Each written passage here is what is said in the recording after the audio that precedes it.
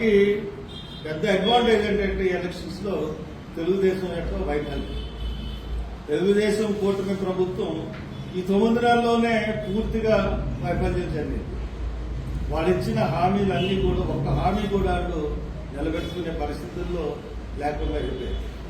మనం సూపర్ 6 అన్నారు. సూపర్ 6 లో వాళ్ళు మనం చూసుకున్నట్లయితే నిరుద్యోగ వృత్తి అన్నారు. ప్రతి నిరుద్యోగికి నెలకి 3,000 ఇస్తా అన్నారు. మరి ఈ రోజున పరిస్థితి మనం చూసుకున్నట్లయితే ఒక్కరికి కూడా నిరుద్యోగ వృత్తి అసెంబ్లీ సాక్షిగా ఆయన ప్రకటించారు, నిరుద్యోగ వృత్తి ఇవ్వబోతున్నాం, ఇచ్చేస్తున్నాం అని. ఎలా చూస్తే నిరుద్యోగ వృత్తి ఒక్కరికి కూడా ఇవ్వలేదు. అదేవిధంగా రైతు భరోసా అన్నాడు, 20,000 ప్రతి సంవత్సరం ఇస్తా అన్నాడు. అయిపోయింది 9 నెలలు 20,000 ఇవ్వలేని పరిస్థితి. తల్లికి వందనం, ఇంతకుముందు అమ్మఒడిలో ఆ ప్రభుత్వం కనీసం ఒక ఇంట్లో ఉన్న చదువుతున్న ప్రతి విద్యార్థికి, ఫస్ట్ క్లాస్ నుంచి 10th క్లాస్ చదువుతున్న ప్రతి విద్యార్థికి కూడా 20,000 15,000 ఇచ్చేవారు.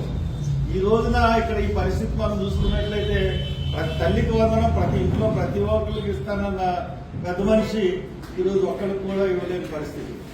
మహిళలకు 18 సంవత్సరాలు దాటితే నేను వారికి భరోసా కింద ప్రతి నెల 1,500, 18 సంవత్సరాల నుంచి 59 సంవత్సరాల వరకు ఇంతకుముందు జగన్ ఇచ్చిన ప్రోగ్రామే కాబట్టి అది కూడా నేను అమలు చేస్తానన్నాడు. ఈరోజు మహిళలకి అదే. అలాగే మనం చూసుకున్నట్లయితే మన ఈ సిలిండర్, ఒక సిలిండర్ ఇచ్చాడు, సంవత్సరానికి 3 సిలిండర్లు ఇవ్వాలి. 9 నెలలు అయింది, 2వ సిలిండర్ జారలేదు, 3వ సిలిండర్ ఎప్పుడు ఇస్తాడో తెలియదు. ఇంకా మహిళలకు ఉచిత బస్సు సౌకర్యం అంటే ఇటువంటి దొంగ హామీలన్నీ ఇచ్చి ప్రభుత్వంలోకి వచ్చాడు.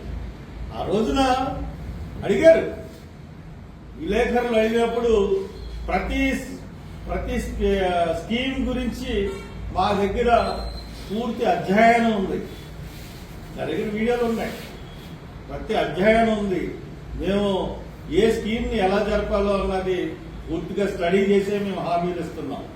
ఎట్టి పరిస్థితుల్లోనూ ఈ హామీల్ని మేము నెరవేరుస్తామని చెప్పేసి అబద్దాలు అడిగి ఈ రోజున ప్రభుత్వంలోకి రావడం జరిగింది. మరి అంతేకాదు ఎస్సీకి తీసేసిన స్కీములన్నీ కూడా పెడతా ఉన్నారు. అసలు ఒక్క స్కీమ్ అంటే ఒక్క స్కీమ్ కూడా పెట్టట్లేదు. స్కాలర్షిప్ విషయానికి వస్తే కొన్ని 100 కోట్లు బాకీ పడుతుంది. మరి చంద్రబాబు 2019లో దిగిపోతూ స్కాలర్షిప్ డబ్బులు అలాగే చాలా డబ్బులు, కాంట్రాక్టర్ ఇవ్వాల్సిన డబ్బులు అన్ని కూడా 23,000 కోట్లు పసుపు ముఖాలకు ఇచ్చేసి ఖజానా ఖాళీ చేసేది. మరి దాని తర్వాత వచ్చిన ప్రభుత్వం బాగానే ఇచ్చుకుంటూ వచ్చింది కదా, వాళ్ళకి ఇదే ఆర్థిక పరిస్థితి. లాస్ట్ ఇయర్ ఆర్థిక పరిస్థితికి ఇప్పుడు ఆర్థిక పరిస్థితికి సేమ్ కదా. మరి అతను జగన్మోహన్ రెడ్డి ఇచ్చినప్పుడు మీరు ఎందుకు వెళ్ళకపోతున్నారు? ప్రజలు ఇది ఆలోచించాలనుకుంటున్నారా? మీరు ఒక్క కార్యక్రమం కూడా ఇవ్వలేని పరిస్థితుల్లో మీరు ఉన్నారు. అలాగే ప్రతి మత్స్యకారులకి మొన్న ఎలక్షన్ వచ్చిన తర్వాత నెక్స్ట్ వేటకెళ్ళని సమయంలో మేము ఇస్తాం. ఏది లాస్ట్ ఇయర్ మే జూన్ లో వేటకి వెళ్ళలేదు, మీరు ఇచ్చారా? ఇవ్వలేదు. ఈ సంవత్సరం ఇస్తామంటున్నారు. మీ మీద నమ్మకం ఎక్కడ? అలాగే ప్రతి విషయంలో కూడా మీరు ప్రతి ఒక్కరిని, చేనేత కార్మికుల కాడి నుంచి, మహిళల కాడి నుంచి, రైతుల కాడి నుంచి, విద్యార్థుల కాడి నుంచి, నిరుద్యోగుల కాడి నుంచి ప్రతి ఒక్క వర్గాన్ని కూడా మీరు మోసం చేశారు.